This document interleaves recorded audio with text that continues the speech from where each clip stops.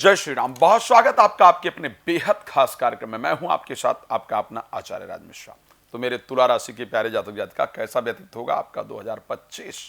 मैं एक बात बता दूं, शुरुआत आपकी राजयोग के साथ हो रही है। जब 2025 का प्रारंभ होना है उस दिन सूर्य और चंद्रमा आपके तृतीय भाव में होंगे, शुक्र और शनि आपके पंचम भाव में होंगे। केंद्र का और त्रिकोण का एक शानदार योग के साथ इस वर्ष की शुरुआत होने वाली है। मंगल आपके 10th हाउस के अंतर्गत होंगे, बृहस्पति वक्री होंगे, इस कारण से 7th और 8th से दोनों से प्रभावित करेंगे। तो आखिर क्या व्यतीत होने वाला है, क्या 2024 के अंदर जो उम्मीदें रह गई हैं, जो इच्छाएं रह गई हैं, वो 2025 में पूरी हो रही हैं या नहीं हो रही हैं, इन सभी विषयों पर हम चर्चा करेंगे। लेकिन उससे पहले एक सूचना आपको दे दूं कि यदि आप श्री राम कथा, श्रीमद् भागवत कथा या श्री शिव महापुराण की कथा संगीतमय और सुंदर चाहते हैं और चाहते हैं कि वो मेरे द्वारा हो, तो आप मुझसे संपर्क कर सकते हैं। साथ में अपने विषय में डिटेल में जानने के लिए कॉल अपॉइंटमेंट लेकर मुझसे बात कर सकते हैं। रात को 9 बजे और दोपहर को 12 बजे लाइव आता हूँ, फ्री होता है, उसमें भी आप जुड़ सकते हैं। तो सबसे पहले बात करेंगे तुला राशि को लेकर के। तुला राशि के जातकों की अगर हम बात करें तो आप सबसे परोपकारी व्यक्तियों में से होते हैं, इसमें कोई दो राय नहीं है, जो अपना काम छोड़ करके भी दूसरों की मदद के लिए हमेशा तैयार रहते हैं।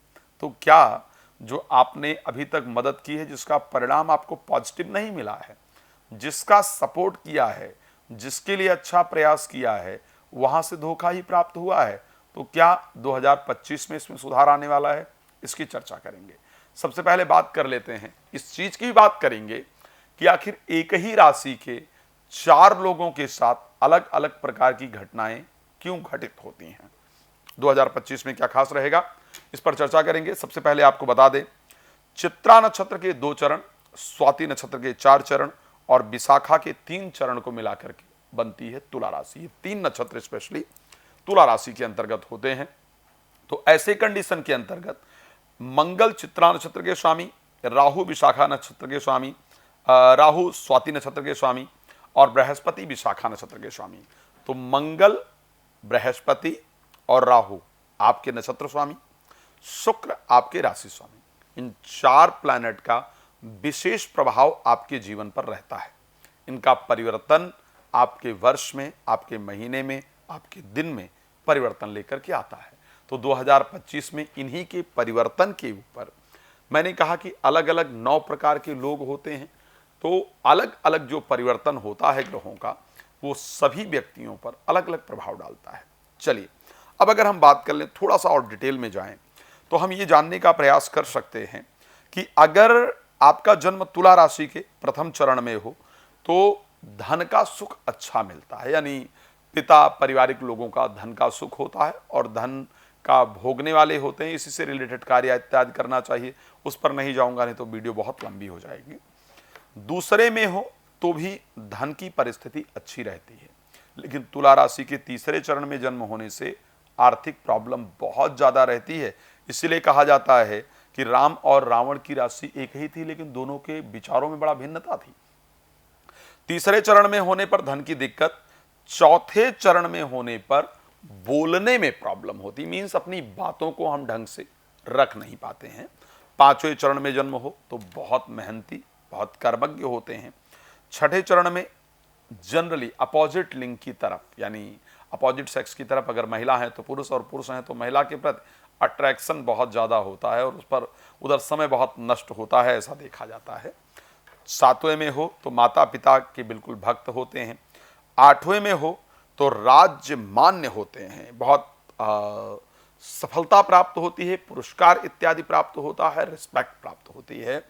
नवे चरण में जन्म होने पर भाग्यवान होते हैं। अब एक और बड़ा इंपॉर्टेंट चीज, अगर 2025 में जो अब बताने जा रहा हूं, इस उम्र का कोई बच्चा या आप स्वयं अगर घर में हैं, तो कौन से वर्ष विशेष रूप से तुला राशि के जातक जातिका के लिए नुकसानदायक होते हैं, उसकी जानकारी मेरा प्रयास है कि यहां आपको दिया जाए। तुला राशि के लिए चौथा महीना, 16वां महीना, 4 वर्ष और 16 वर्ष, इनमें विशेष कष्ट होता है। तो यदि कोई बच्चा आपके घर में 4 महीने का है जिसकी राशि तुला है, या कोई बच्चा 16 महीने का है जिसकी राशि तुला है, तो 2025 में उसको कष्ट और रोग होने की संभावना रहती है।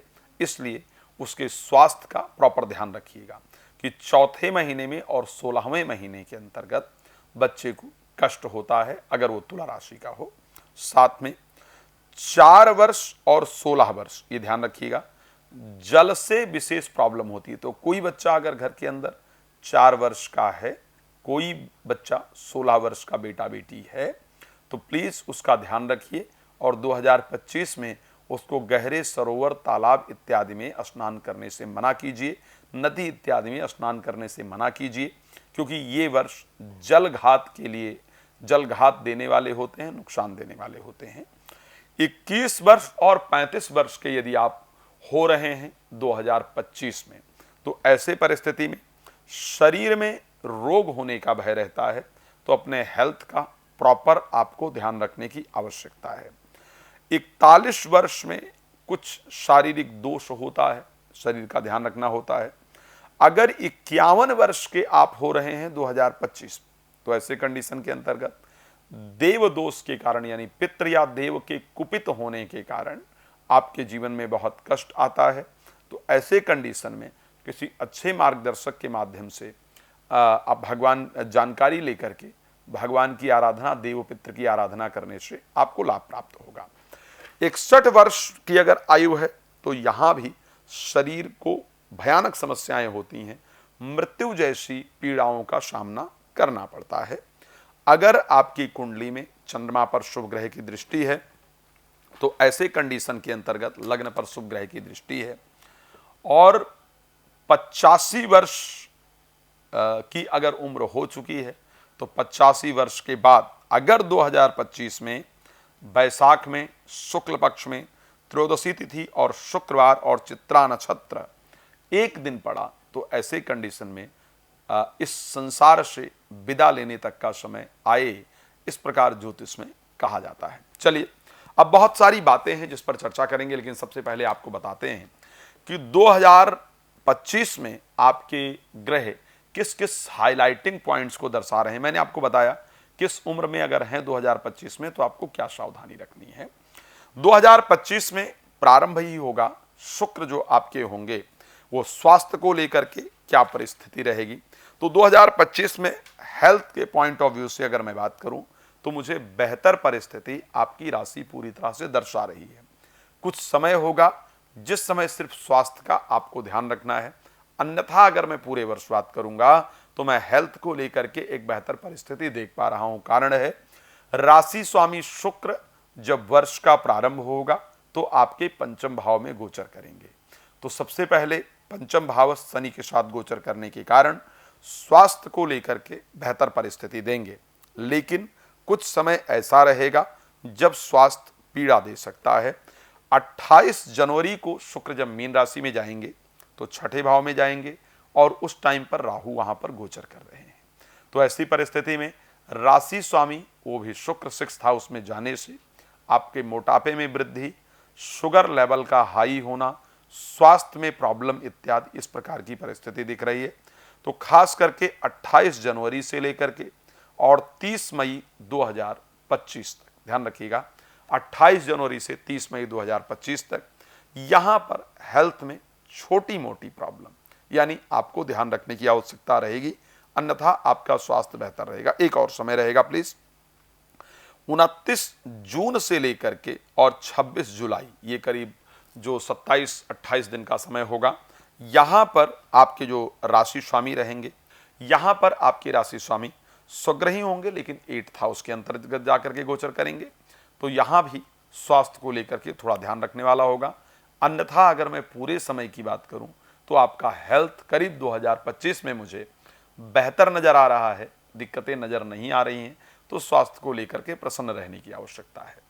अब दूसरा विचार मन में आ रहा होगा कि ठीक है, स्वास्थ्य एक बहुत इंपॉर्टेंट पार्ट है, आपने बता दिया, लेकिन धन की आखिर 2025 में हमारे साथ क्या परिस्थिति होगी उसको थोड़ा सा विस्तार से समझाइए।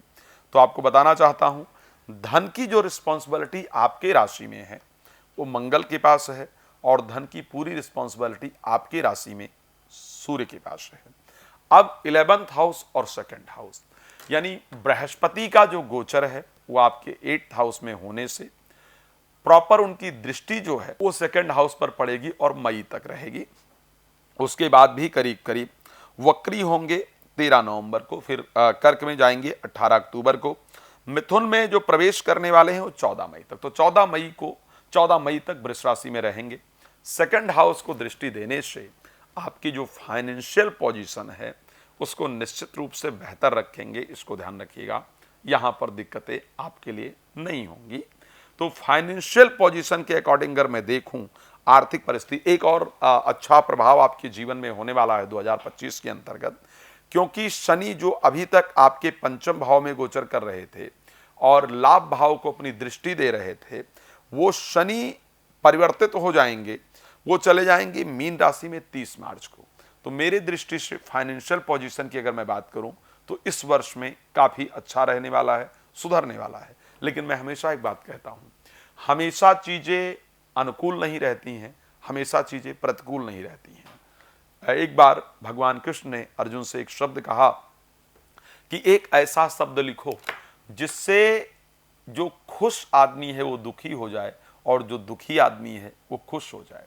अर्जुन ने एक शब्द लिखा कि ये वक्त भी गुजर जाएगा। तो अगर आर्थिक परिस्थिति, चाहे वो अच्छे समय की बात की जाए या खराब समय की बात की जाए, दोनों गुजर जाता है। सिर्फ हमको उस समय पर संयम रखने की आवश्यकता होती है, धैर्य रखने की आवश्यकता होती है। अब कुछ समय मैंने कहा, वैसे तो आर्थिक परिस्थिति को लेकर के पूरा वर्ष अच्छा दिख रहा है, लेकिन जब जब आपके मंगल और सूर्य राशि परिवर्तन करेंगे तो उनका विशेष प्रभाव देखने को मिलेगा। खास करके जब मंगल मीन राशि के अंतर्गत प्रवेश करेंगे, वृष राशि में प्रवेश करेंगे और कन्या राशि में प्रवेश करेंगे, ये कौन सा समय आखिर होगा जहां पर आर्थिक लाभ या नुकसान का, और इन्हीं राशियों में सूर्य के प्रवेश करने से। तो सबसे पहले आइए देख लेते हैं सूर्य वो कौन सा समय है जिस समय इन राशि में प्रवेश करेंगे। सूर्य का प्रवेश वृष राशि के अंतर्गत अगर देखा जाए तो होने वाला है 14 मई को सूर्य वृष राशि में प्रवेश करेंगे और 15 जून तक रहेंगे। तो 14 मई से लेकर के 15 जून के बीच में कोई भी इन्वेस्टमेंट नहीं कहूंगा, किसी को कर्ज इत्यादि देना या कोई ऑफर नए काम की आती है और आपको लगता है कि इसमें बड़े बड़े लुभावनी चीजें दी जा रही हैं, तो बहुत सोच समझ करके उस पर काम करने की आवश्यकता है। इस समय पर आर्थिक नुकसान का सबसे पहला योग है, ये सबसे पहली चीज हुई। अब दूसरे समय की अगर बात करते हैं, 17 सितंबर से लेकर के 17 अक्टूबर, ये एक महीने का समय और होगा, जिस समय पर किसी भी चीज पर अगर कोई लुभावने वादे इत्यादि आ रहे हैं, किसी कार्य में बहुत लाभ इत्यादि दिख रहा है, बताया भी जा रहा है, तो प्रॉपर उसका छानबीन करके तब उस पर आगे बढ़ने की आवश्यकता है। यहां पर भी फाइनेंशियल लॉस पूरी तरह से नजर आ रहा है। अब अगर उसके बाद की हम बात कर लेते हैं, मंगल जो कि इन्वेस्टमेंट आपकी राशि में देखते हैं, इन्वेस्टमेंट कहाँ करना है, कई बार हम घर पर इन्वेस्टमेंट करते हैं, कई बार शेयर मार्केट पे इन्वेस्टमेंट करते हैं, कई बार हम लोग गोल्ड इत्यादि खरीदते हैं, इन सब चीज़ों पर काम करते हैं। पैसा जहां हम इन्वेस्टमेंट के पर्पज से देखते हैं, जहां पैसा लगाते हैं और हमको लगता है कि यहां हम पैसा लगाएंगे तो हमें फ्यूचर में ये इन्वेस्टमेंट हमारा प्रॉफिट देगा, तो वहां पर क्या ध्यान रखने की आवश्यकता है, मंगल का जब जब परिवर्तन होगा, लाइक मंगल मीन राशि के अंतर्गत जब प्रवेश करेंगे और मंगल का प्रवेश स्पेशली वृष राशि में, तो जो वर्ष का प्रारंभ होगा 19 जनवरी तक मंगल वृष राशिग्रस्त रहेंगे। तो ऐसे परिस्थिति में कहीं पैसा इन्वेस्ट करने की, यानी कोई प्रॉपर्टी परचेज करना है, शेयर मार्केट में है, गोल्ड इत्यादि में इन्वेस्ट करने की आवश्यकता नहीं है। 28 जुलाई को कन्या राशि में मंगल प्रवेश करेंगे। यहां से 28 जुलाई से लेकर के 13 सितंबर तक कहीं भी किसी भी चीज में इन्वेस्ट करने से पहले 10 बार उस पर ध्यान देने की आवश्यकता है। यहां पर किए गए इन्वेस्टमेंट हमको नुकसान दे सकते हैं, इस प्रकार की परिस्थिति है। तो सिर्फ ये 2 समय जो मैंने आपको बताया है यहां पर ध्यान देना है। अन्यथा पूरे वर्ष अगर मैं पैसे की कंडीशन को लेकर के कहूं तो 2024 की अपेक्षा 2025 में आपकी इनकम अच्छी होगी, ऐसा मुझे नजर आ रहा है। चलिए अब बात कर लेते हैं, दोनों चीजों को लेकर बात हो गई है, आगे बात कर लेते हैं एजुकेशन, प्रेम संबंध, संतान को लेकर के क्या 2025 में कुछ पॉजिटिव रिजल्ट मिलेगा। देखिए अगर मेरे दृष्टि से देखा जाए, एजुकेशन, संतान या प्रेम संबंध को लेकर अगर मैं बात करूं, स्टार्टिंग टाइम ही होगा जो वर्ष का प्रारंभ होगा, यहां पर पॉजिटिव रिस्पांस निश्चित रूप से मिलने का योग है, क्योंकि शुक्र जो है वो पंचम भावस जाकर के शनि के साथ गोचर करेंगे और शुक्र का गोचर 28 जनवरी 2025 तक रहने वाला है। तो अगर वर्ष के प्रारंभ में ही एक तो प्रेमी प्रेमिका से मिलने का योग है, प्यार के इजहार का योग है, इसमें कोई दो राय नहीं है। संतान को लेकर के भी शुभ समाचार मुझे लगता है कि जनवरी में ही आपको प्राप्त हो जाएगा, इस प्रकार की कंडीशन दिखती है। तो संतान को लेकर के और प्रेम संबंध को लेकर के जनवरी में पॉजिटिव रिजल्ट मिलने का प्रॉपर योग है। और उसके बाद अगर देखा जाए तो साथ में अगर हम बात करते हैं एजुकेशन को लेकर के, तो इस टाइम पर एजुकेशन के लिए भी किए गए प्रयास सफलता देने वाले होंगे।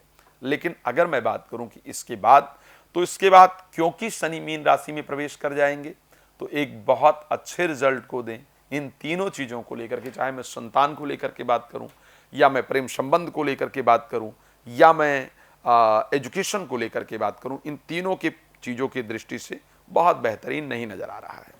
अब एक बात जो बड़ा इंपॉर्टेंट होता है कि क्या 2025 में मैरिज का योग तुला राशि की जातक जातिका का है या नहीं है, तो आपको बताना चाहता हूं क्योंकि बृहस्पति वक्री रहेंगे और बृहस्पति के वक्री होने के कारण प्रारंभ में ही जनवरी से फरवरी के बीच में तुला राशि के जातक जातिका का जो मैरिज के लिए प्रपोजल है या जो रिश्ते की बात इत्यादि करनी है या विवाह तय होने इत्यादि की बात की जा रही है, इन दोनों का योग प्रारंभ में बन रहा है।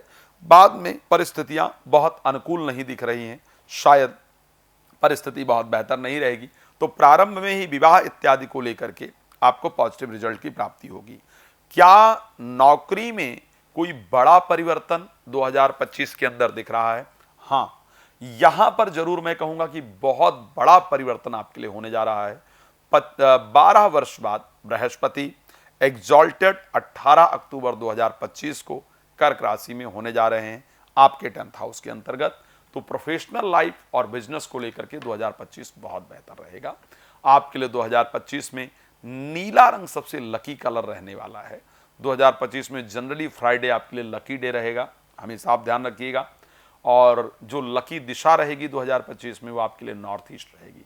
भगवान आपको प्रसन्न रखें। रात को 9 बजे, दोपहर को 12 बजे लाइव आता हूं, आइए मेरे साथ जुड़िए और बात कीजिए, अपने बारे में डिटेल जानकारी प्राप्त कीजिए। भगवान आपको प्रसन्न रखें। इसी शुभकामना के साथ जय श्री राम। बहुत धन्यवाद।